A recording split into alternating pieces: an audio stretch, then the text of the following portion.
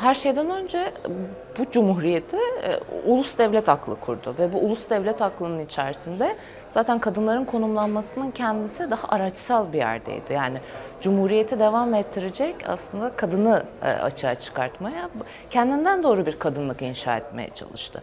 İşte açtığı kız enstitülerinden tutalım, çeşitli soykırım geçmişiyle işte kökleri unutturulmaya çalışan, hani Dersim'deki kırımdan sonra Zilan'da aynı şekilde işte farklı Kürdistan coğrafyasında gerçekleştirilen kırımlarla ve yine Türkiye'nin tamamı açısından, yani Türkiye'deki farklı çevrelerden, ideolojik yaklaşımlardan, gruplardan, etnik kökenlerden, inançlardan gelen kadınlar bir şekilde tek tipleştirilmeye çalışıldı.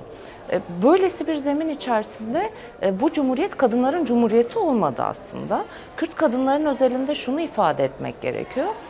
Kürt kadınlar kendi öz örgütlülüklerini kurdukları, aslında kendi kaderlerini tayine giriştikleri ilk andan itibaren kendileri için doğru yöntemi hem tarihte geriye giderek hem onu okuyarak, tarih boyunca neler yaşadı kadınlar, hem de bugüne ve geleceğe buralardan doğru yaptıkları çözümlemelerle yürüdüler.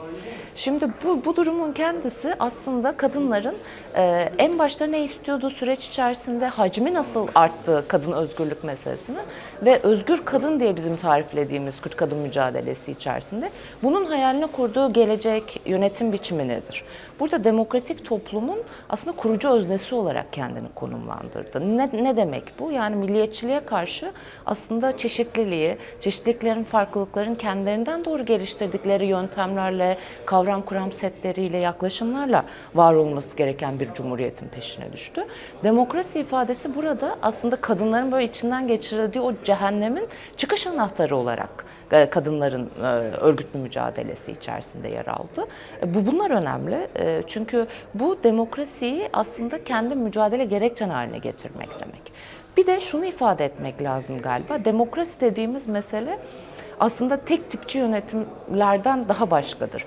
Orada işte çatışmalar, çelişkiler zayıftır. Çünkü bir hani bastırmaya, baskı uygulamaya, şiddet aracını, kırım politikalarını sürekli uygulamak vardır. Ama demokrasi zemini aslında çatışmanın da, çelişkilerin de yoğun olduğu, buna rağmen işte o demokrasi zeminindekilerin kendi iradelerini gerçekleştirdiği, işte kolektifleştirdiği yöntemler arar. Yani çelişkiden, çatışmadan, farklılıklardan korkmayan bir zemin olarak demokrasiden bahsediyoruz. Oradaki ustalık da biraz daha bu kadar farklılığın, çeşitliliğin demokrasi temelinde nasıl yönetilecek? Haliyle artık bir grup tekelin, işte ulus devletin sahiplerinin değil, toplumu sahiden oluşturan, yani az evvel bahsettiğim o inanç çevreleri, kültürel çevreler, dili, tarihi, coğrafyası farklı olan kesimler bu çelişkilerden, çatışmalardan korkmadan aslında tam da bunların özgürlük eğilimini somuta, yani yaşamın kendisine çevirebileceği bir yöntem olarak ele alıyor. Tabii daha çok başlardayız. Demokrasi Türkiye toplumu açısından gerçekten biraz daha Kürt siyasal hareketiyle, özgür kadın hareketiyle sistem dışı bir yerden de düşünülebileceği hani savunulan, öne sürülen bir kavram. Bu anlamda yolculuk aslında özgürleşme ve eşit yurttaşlık için belki de o yolculuk devam ediyor ve demokratik yöntemlerle bunu yapmaya çalışıyoruz. 50 yıllık bir dönüşümden bahsettik Kürt kadınlar için, Kürt kadın hareketi için. Bu kadınlığın ve Kürtlüğün birbirine doğru konuştuğu, birbirine aslında saldırılar karşısında o kimlik mücadelesiyle, kültür mücadelesiyle çeşitlendirdiği bir alandı. Çünkü mesela Kürt toplumu dediğimiz şey de sadece erkeklerden oluşan ve işte erkek egemen toplumdan, onun kodlarından azade bir toplum değil. Türkiye toplumu da aynı şekilde.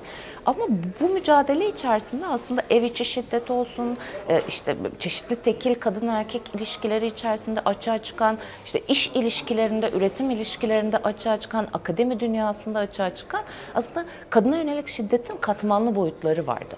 Kürt kadın hareketi tüm bu mücadele esnasında aslında o kadınlık ve o kadınlığa dönük saldırılara dair de direniş ve aslında çözüm politikalarını geliştirdi.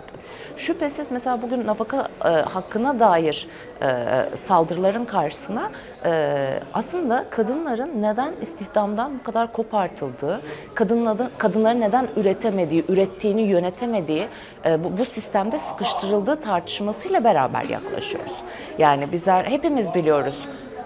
Nafaka meselesi her ne kadar böyle yansıtmaya çalışsalar da iktidar odakları, bu erkek egemen yaklaşımlar, süresiz nafaka diye Türkiye'de bir şey olmadığını biliyoruz. Ve kadınların aslında bunu çok da isteyerek değil, mecbur kalarak bu haktan faydalandıklarını görüyoruz. Neyi kastediyorum? Bir erkekten ömür boyu diye kastedilen ama aslında tahsil edilemeyenlerin çok daha büyük bir alana tekabül ettiği yer açısından bir kadın ömrü boyunca zaten ayrıldığı, boşandığı erkekle böyle bir bağ kurmak istemiyor. Yani buna mecbur bırakılıyor. Haliyle nafaka hakkının korunmasıyla beraber az evvel de ifade ettiğim gibi kadınların üretime katılması, ekonomideki rollerini, o tarihsel rollerini yeniden ele almasını konuşuyoruz. Ya da işte biz daha önce İstanbul Sözleşmesi ile 62-84'te yani kadınları şiddetten koruyan ama sadece koruyan değil, önleyen politikaları da geliştirme sorumluluğunu devletin kendisine bırakan, bu hak kazanım alanlarına dair bunu savunan ama aynı zamanda kadının neden yaşam içerisinde sürekli şiddet, öldürme, kırımdan geçirme riski altında olduğunu da devletle, ulus devlet sistemiyle ilişkilendiren çözümlemeler yaptık. Bunları arttırabiliriz. Bu miras hakkı içinde geçerlidir, özel mülkiyet hakkı içinde geçerlidir ama hani bir ayağımız sistemin içinde ve diğer ayağımız sistemin dışında ya, ikili politika yürütmek gerekiyor.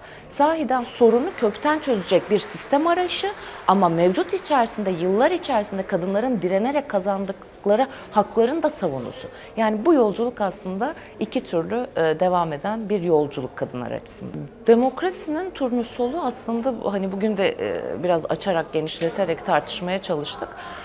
Demokrasinin kendisi özgürlük yaratmalı ve özgürlük itiraz etme zemini yaratabilmeli. Yani bu tekçi anlayışın, erkek egemen anlayışın karşısında yasaların üstünde bir kadın özgürlükçü zihniyete ihtiyaç var diyoruz biz.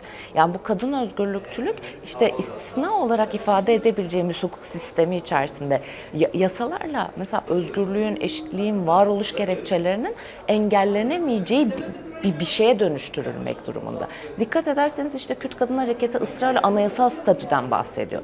Çünkü anayasa yani toplumun kendi sözleşmesi esastır. Yasalarla erkek egemen sistemler ısrarla istisnalar koyarlar. Yani bir hak varmış gibi görünür. Örneğin kadının evlenme hakkı, boşanma hakkı, işte nafaka hakkı, çalışma hakkı, sağlık hakkı, bunların hepsi var gibi görünür ama sürekli yasalarla, hele son dönemde paketlerle bunlar yontulmaya, işte bir şekilde aşındırılmaya çalışılır. Bu anlamda da yani bir yasa çıkıyorsa muhakkak orada itiraz edenlerin tanınmış bir hakkı aşındırılmaya başlıyor demektir. Yani son dönemdeki aslında 12. yargı paketiyle biraz karşı karşıya olduğumuz durumda bu temelde aslında toplumsal kesimlerin ihtiyaçlarını karşılıyoruz adı altında hak gruplarının, kolektif hakların sürekli aşındırıldığı, daha çok devlet otoritesinin karar vericiliğinin olduğu ama toplumların haklar açısından, evrensel ilkeler açısından zayıflatılmaya çalışıldığı bir sistem yaratılıyor. Bu paketler de onun parçası. Umut hakkı meselesi aslında çok saçaklı bir mesele. Bir tarafıyla hem ulusal, hani Türkiye mevzuatı açısından hem uluslararası evrensel hukuk açısından umut hakkının Türkiye yansımasını çok biçimde görebiliyoruz. Tabii ki Kürt Kadın Hareketi açısından devam eden barış ve demokratik toplum sürecinin formal bir müzakere sürecine evrilebilmesi ve tarafların eşit koşullarda bu süreci sürdürebilmesi için taraflardan işte Sayın Abdullah Öcalan'ın özgürlük, güvenlik koşullarının sağlanmasına dönük talepleri var. Umut hakkının kendisine özellikle bu süreçte gecikmeden uygulanması talebi biraz daha buradan doğru gelişiyor. Ama bununla beraber sayısını binlerle ifade ettiğimiz binlerce hasta mahpuslar olsun, siyasi mahpuslar olsun aslında ağırlaştırılmış müebbet hapis cezaları sebebiyle umut haklarının ihlal edildiği bir noktada. Bunların yaşam koşulları, sağlık koşulları, bir kişinin sonsuza kadar cezalandırılamayacağı, hapsedilemeyeceği ilkesi aslında umut hakkının uygulanmaması vesilesiyle biraz daha ihlal ediliyor. Gördük, çok yakın bir zamanda bile aslında infaz süreleri tamamlanan yüzlerce politik mahpusun kendisi salı verilmedi. İşte bu heyet raporları, inceleme raporları geciktirildi. Olumsuz bir şekilde o raporlar hazırlandı. Ama peyderpey bu sürecin etkisiyle toplumun aslında demokratik talepleri, demokratik mücadeleleriyle işte ifade özgürlüğünü, örgütlenme hakkını daha çok kullandığı, tutunduğu yerlerden bunlara aslında demokrasi mücadelesiyle hak ihlallerinin önüne geçmeye dönük eğilim arttı. Bu sürecin belki de en büyük kazanımı henüz bir somut, formal bir müzakere süreci olarak tarifleyemesek de rüzgarının bile Türkiye'de özellikle direnenler, öteki kılınanların yeniden ayağa kalkıp kendini, örgütlülüğünü güçlendirdiği bir zemin yaratıyor. Umut hakkını bence bütün bunlarla beraber düşünmek lazım. Bunlarla beraber düşünmek demokratik siyasetin bu süreçte kapısını aralayacak meselenin kendisi. Masada güçlü olmak, sokakta güçlü olmaya bağlı.